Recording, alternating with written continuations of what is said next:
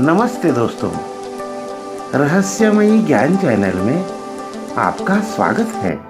सौंदर्योत्तमा अप्सरा साधना। दोस्तों, निरंतर जप करते रहने से मन की शुद्धता प्राप्त होती है और जब हृदय में प्रेम की भावना हिलोरे मारती है, तब उस हिलोरे में आंसुओं की कुछ बूंदें आंखों से छलक जाती है। वास्तव में हमारे यहाँ पहले ही कहा गया है, सत्यम सुंदरम। इसका अर्थ यह है, जो सत्य है वही सबसे सुंदर वस्तु है। अर्थात जहाँ शक्ति भी है और सुंदरता भी है, वहीं पर शिव का निवास भी है। इन तीनों चीजों को एक दूसरे से अलग होकर नहीं देखा जा सकता। यह जीवन का कटु सत्य है कि बिना सौंदर्य के यह जीवन नीरस है। जिस व्यक्ति के जीवन में सौंदर्य होता है, उसी के जीवन में उत्साह होता है, ऊर्जा, एक दिव्यता, कुछ अलग कार्य करने की शक्ति देती है। जिनके जीवन में इस तत्व का अभाव होता है, वही जानता है कि जीवन जीना कितना कठिन होता है। जिसके पास कोई स्त्री मित्र नहीं होती, या दूसरे शब्दों में कहें कि वह अकेला रहता है, बिना शादीशुदा है, उसके जीवन में उसे खुद को बहुत बड़ी कमी खलती है। वह व्यक्ति अपने मन की बात किसी से कहे, वास्तव में ऐसा जीवन जीना बहुत कठिन कार्य है।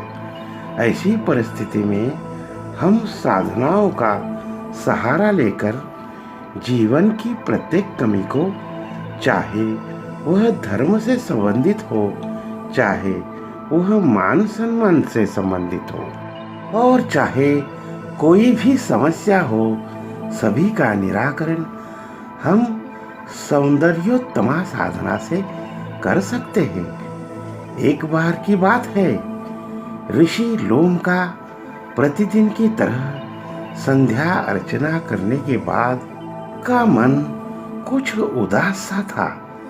इसी बीच वह आश्रम में चहलकदमी करने लगे। टहलते टहलते रात हो गई। किसी में इतना साहस न था कि कोई उनके पास जाकर व्यथा का कारण पूछे। कोई भी समझ नहीं पा रहा था कि किस प्रकार से महर्षि के हृदय को टटोलें। इसी तरह अर्धरात्रि व्यतीत हो चली, किंतु महर्षि लोम के मुख पर नींद का नामो निशान नहीं था। ऋषि लोम अपने जीवन में बहुत शांत स्वभाव के ऋषि थे, परंतु वह अपने हृदय में अनेक विचारों के लिए चिंता और आलोडन विलोडन कर रहे थे। ऐसा प्रतीत हो रहा था जैसे वह कोई निर्णय ले रहे हो। मध्य रात्रि होने के कारण आश्रम के सभी साधक अपनी साधना को समाप्त कर धीरे धीरे अपनी कुटियों की ओर बढ़ने लगे, और इस प्रकार से वातावरण बिल्कुल शांत हो गया।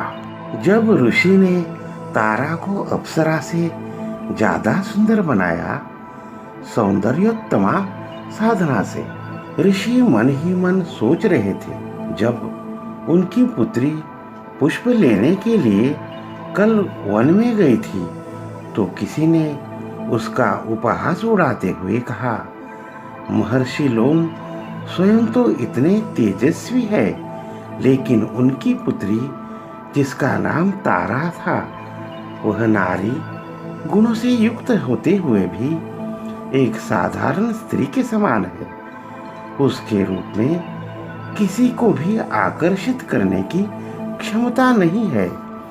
तभी किसी अन्य व्यक्ति ने तारा का मजाक उड़ाया। इससे ज्यादा सुंदरता तो जंगली घास फूस में दिखाई देती है। यह वाक्य उनकी पुत्री के हृदय को कचोट उठे, जबकि वह आंतरिक गुणों से सर्वश्रेष्ठ थी, लेकिन बाहरी सौंदर्य में वह अत्यंत साधारण थी। मगर आज से पहले कभी किसी ने उसके साथ ऐसा व्यवहार नहीं किया था, जबकि वह वेद शास्त्रों का अध्ययन करती थी और उसके पास ज्ञान का अथाह भंडार था। फिर भी पता नहीं क्यों आज यह सब सुनकर वह फूट फूट कर रो पड़ी। महर्षि लोम ने उसे बहुत समझाया, मगर वह शांत नहीं हुई। अपनी संतान के दुख को देखकर महर्षि लोम चिंतित हो उठे। उन्होंने अपनी पुत्री को बहुत सांत्वना देने की कोशिश की कि उसके आंतरिक गुणों की श्रेष्ठता का कोई मुकाबला नहीं, मगर फिर भी उसे अपने बाहरी रूप पर पछतावा हो रहा था। इसीलिए ऋषि लोम आज इतने चिंतित दिखाई दे रहे थे। इसी बीच उन्होंने एक तंत्र साधना की रचना कर नई खोज कर ली। उन्होंने सुबह पुत्री को अपने पास बुलाया और कहा, तंत्र शास्त्र के अनुसार सौंदर्य प्राप्ति के लिए तुम्हें यह साधना संपन्न करनी है। यदि तुमने इस साधना को पूर्णता के साथ आत्मसात कर संपन्न कर लिया तो तुम संसार की अद्वितीय सौंदर्य की स्वामिनी बन जाओगी। यह सुनते ही पुत्री ने साधना संपन्न करने की मन में ठान ली और साधना की सभी बारीकियों को सीखा। तारा ने इस साधना को ऋषि लोम के सानिध्य में पूर्णता के साथ संपन्न किया। कुछ ही दिनों में साधना का इतना अद्भुत चमत्कार हुआ कि उसके सौंदर्य में निरंतर वृद्धि होने लगी। उससे उसके मुख का गौरवर्ण चंद्रमा को भी लजाने वाला हो गया। उसके नेत्र इतने सुंदर हो गए कि कमल दल का भी परिहास उड़ाने लगे। उसकी कांति स्वर्णिम आभायुक्त हो गई और बाल उसकी जंघाओं को स्पर्श करने लगे। वह साक्षात अप्सरा लगने लगी। अब जो लोग उसकी हंसी मजाक करते थे वह उसे देखकर सम्मोहित से हो जाते और अपने कहे हुए वाक्यों के लिए तारा से क्षमा मांगने लगे और उसके सौंदर्य की एक से एक तारीफ करने लगे। उसका सौंदर्य देखकर उस राज्य में उसके सौंदर्य की चारों ओर चर्चा फैल गई।